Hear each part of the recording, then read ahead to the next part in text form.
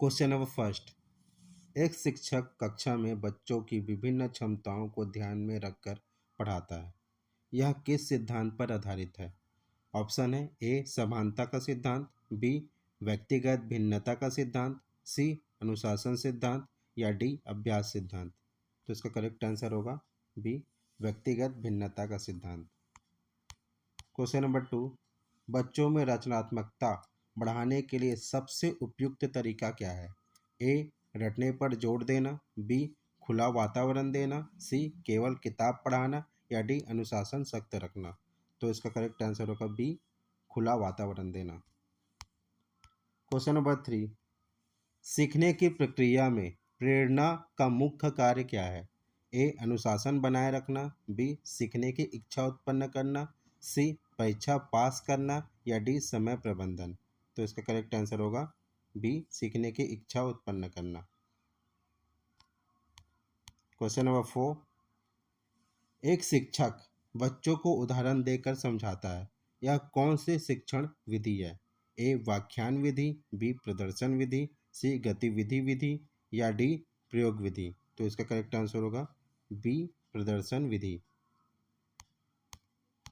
Question number five. कक्षा में शांति बनाए रखने के लिए दंड का उपयोग करना किस प्रकार का अनुशासन है? ए आत्म अनुशासन, बी बाह्य अनुशासन, सी सामाजिक अनुशासन या डी नैतिक अनुशासन। तो इसका करेक्ट आंसर होगा बी बाह्य अनुशासन।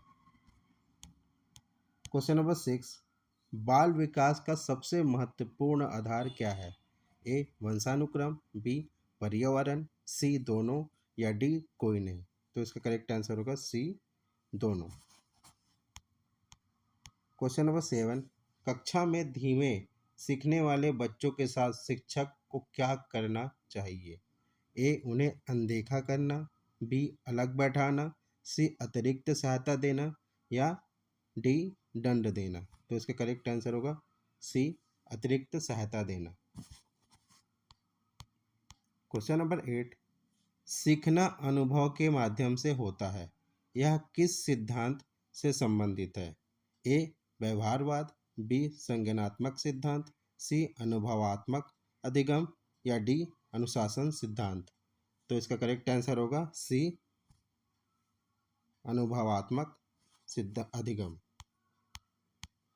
Question number 9। यदि छात्र बार बार गलती करता है तो शिक्षक को क्या करना चाहिए? ए डांटना, बी सजा देना, सी कारण समझना या डी नज़रअंदाज करना। तो इसका करेक्ट आंसर होगा सी कारण समझना। Question number 10। कक्षा में प्रश्न पूछना किस प्रकार की शिक्षण प्रक्रिया को बढ़ावा देता है?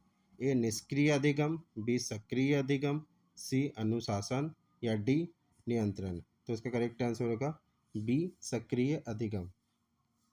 Question number 11। कौन सा कारक सीखने को सबसे अधिक प्रभावित करता है? ए उम्र, बी रुचि, सी लिंग, डी ऊंचाई। तो इसका करेक्ट आंसर होगा बी रुचि। Question number 12। शिक्षक यदि छात्रों को समूह में कार्य देता है तो यह किस कौशल को बढ़ाता है? ए प्रतिस्पर्धा, बी सहयोग, सी अनुशासन या डी स्मृति। तो इसका करेक्ट आंसर होगा बी सहयोग। Question number 13। एक अच्छा मूल्यांकन किस पर आधारित होता है? ए केवल परीक्षा, बी निरंतर अवलोकन, सी केवल अंक या डी केवल टेस्ट। तो इसका करेक्ट आंसर होगा बी निरंतर अवलोकन। Question number 14। कक्षा में तकनीक का उपयोग किस प्रकार के अधिगम को बढ़ाता है? ए निष्क्रिय, बी सक्रिय और रोचक, सी कठिन या डी सीमित। तो इसका करेक्ट आंसर होगा बी सक्रिय और रोचक। Question number 15। यदि शिक्षक बच्चों को स्वतंत्र रूप से सोचने देता है तो यह किसका विकास करता है? पहला अनुशासन, बी रचनात्मकता, सी डर या डी आलस। तो इसका करेक्ट आंसर होगा बी रचनात्मकता। Question number 16। बालक का सामाजिक विकास किससे प्रभावित होता है? परिवार, विद्यालय, समाज या ये सभी। तो इसका करेक्ट आंसर होगा उपरोक्त सभी, ऑप्शन डी। क्वेश्चन नंबर 17, शिक्षण का सबसे प्रभावी तरीका कौन सा है? ए व्याख्यान, बी गतिविधि आधारित, सी रटना या डी चुप रहना। तो इसका करेक्ट आंसर होगा बी गतिविधि आधारित।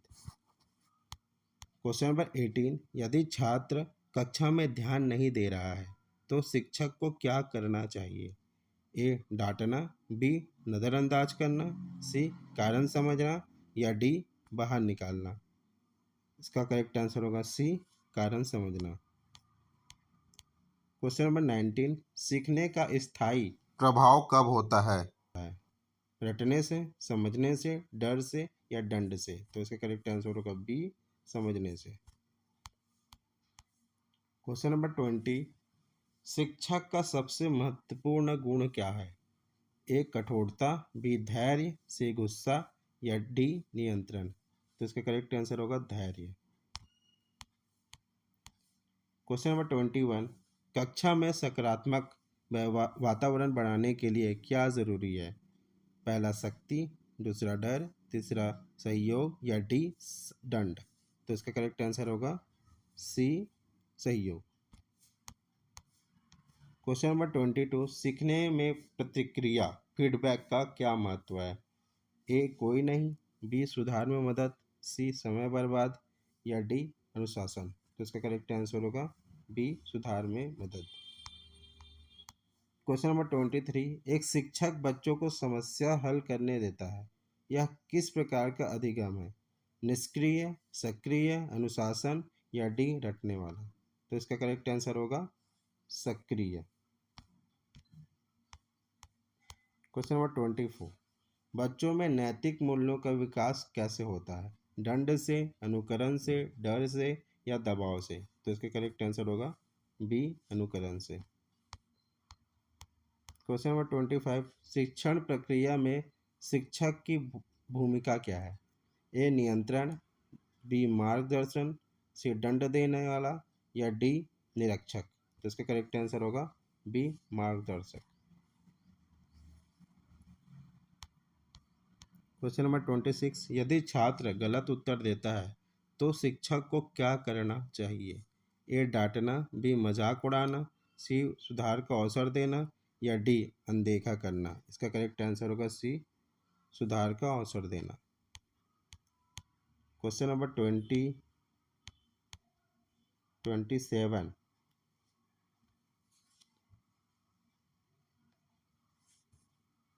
सीखने की गति किस पर निर्भर करती है? ए उम्र, बी रुचि और क्षमता, सी ऊंचाई या डी लिंग। तो इसका करेक्ट आंसर होगा बी रुचि और क्षमता। क्वेश्चन नंबर 28, शिक्षण का उद्देश्य क्या है? ए परीक्षा पास करना, बी ज्ञान देना, सी व्यवहार में परिवर्तन या डी होमवर्क देना। इसका करेक्ट आंसर होगा सी व्यवहार में परिवर्तन। क्वेश्चन नंबर 29, कक्षा में अनुशासन बनाए रखने का सर्वोत्तम तरीका क्या है? दंड, डर, आत्म अनुशासन या चिल्लाना। करेक्ट आंसर होगा सी आत्म अनुशासन। क्वेश्चन नंबर 30, सीखने की प्रक्रिया में सबसे महत्वपूर्ण तत्व कौन सा है? ए शिक्षक, बी छात्र, सी पाठ्य पुस्तक या डी परीक्षा। करेक्ट आंसर है बी छात्र।